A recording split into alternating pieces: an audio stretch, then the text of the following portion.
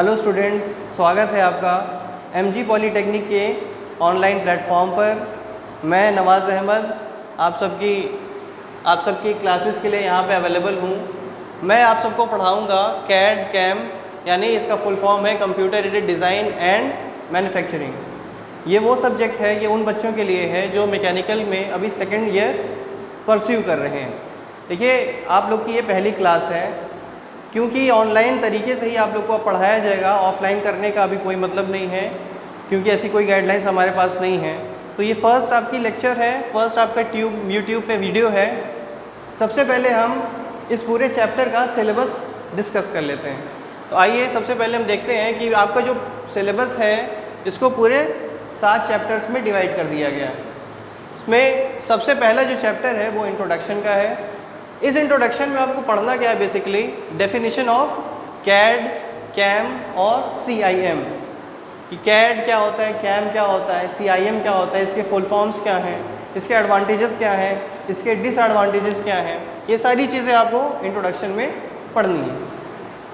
Second जो chapter आता है उसका नाम है सरफेस या solid modelling using CAD CAM, यानी इसके अंतर्गत आपको कैड कैम की सहायता से जो आपने कंप्यूटर पे प्रोडक्ट की डिज़ाइनिंग की है, तो कौन से कमांड्स को लेके की है, ये सारी चीज़ें आपको इसमें पढ़नी होगी। जैसे कि कमांड्स जिस तरीके से आप यूज़ करते हैं किसी भी कैड सिस्टम को चलाने के लिए, कोई भी प्रोडक्ट डिज़ाइन करने के लिए, तो वो सारी चीज़ें आपको सरफेस या सॉलिड मॉडलिंग में ही पढ़नी पड़ेगी।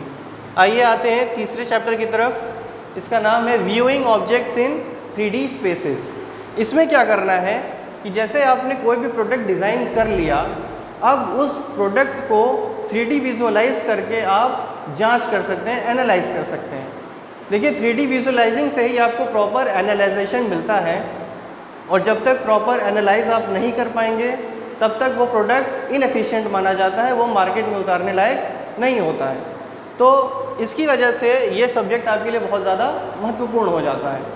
नेक्स्ट आइए बच्चों, हम लोग पढ़ेंगे कैम, कंप्यूटर एडेड मैन्युफैक्चरिंग, यानी इसमें उन मशीनों के बारे में हम पढ़ेंगे जिसमें सिर्फ इनपुट देने से ही मात्र भर ऑपरेशन शुरू हो जाता है। दरअसल में इसमें पढ़ेंगे आप CNC मशीन के बारे में और मैन्युफैक्चरिंग प्रोसेस के बारे में। CNC मशीन के बारे में हम थोड़ा सा बताते चले आपको। CNC मशीन एक control numeric computer manufacturing machine है। इसमें क्या होता है कि आपको एक कोड देना होता है जो न्यूमेरिक कंट्रोल फॉर्म में होता है, जो कंप्यूटर में फीड होता है, और उसी न्यूमेरिक कोड के अंतर्गत वो मैन्युफैक्चरिंग प्रोसेस करना शुरू कर देता है। नेक्स्ट जो आपका चैप्टर है वो फ्लेक्सिबल मैन्युफैक्चरिंग सिस्टम है। ये भी एक CNC का या कैम का एक एडवांस वर्जन है, जिसमें आपको फ्लेक्सिबिलिटी प्रोवाइड कराई जाती है कि आप अलग अलग कंट्रोल सिस्टम का इस्तेमाल करके अपनी मैन्युफैक्चरिंग सिस्टम को कैसे फ्लेक्सिबल कर सकते हैं, और उसमें कौन कौन से इक्विपमेंट लगा के और ज़्यादा उसको बेहतर बना सकते हैं। ठीक, फाइन। आइए छठे नंबर पे, इसका नाम है मैन्युफैक्चरिंग एप्लीकेशन, या फिर इसको शॉर्ट फॉर्म में रैपिड प्रोटोटाइपिंग भी कहते हैं। इस चैप्टर में बेसिकली आपको पढ़ना क्या है, इसमें ऐसे बात को समझिए कि जैसे आपको कोई प्रोडक्ट डिज़ाइनिंग करनी है जो बड़े पैमाने पे होनी है, 1,00,000 2 लाख पीसेस आपको अगर बनाने हैं, तो अगर आप सीधा मटेरियल को लेके ही डिज़ाइन करना शुरू कर देंगे और 2 लाख 3 लाख पीसेस बनाने के बाद अगर आपको पता चलेगा कि इसमें डिफेक्ट है, तो आपका भारी नुकसान हो सकता है।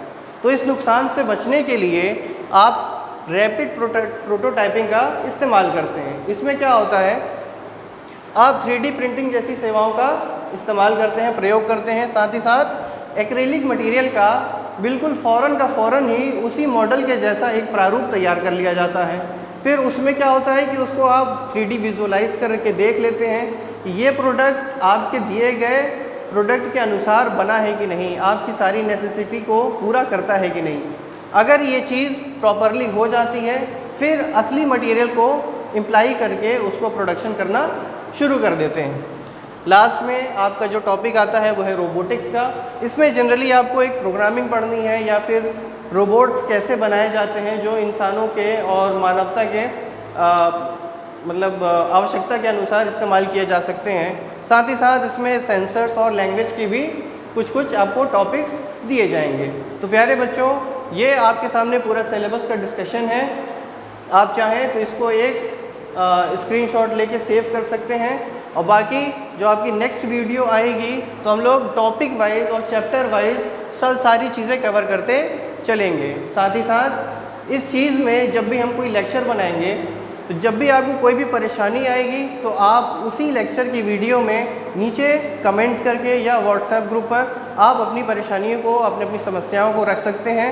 उसका समाधान PDF के ज़रिए या ऑनलाइन आंसर्स के ज़रिए किया जा सकता है। धन्यवाद।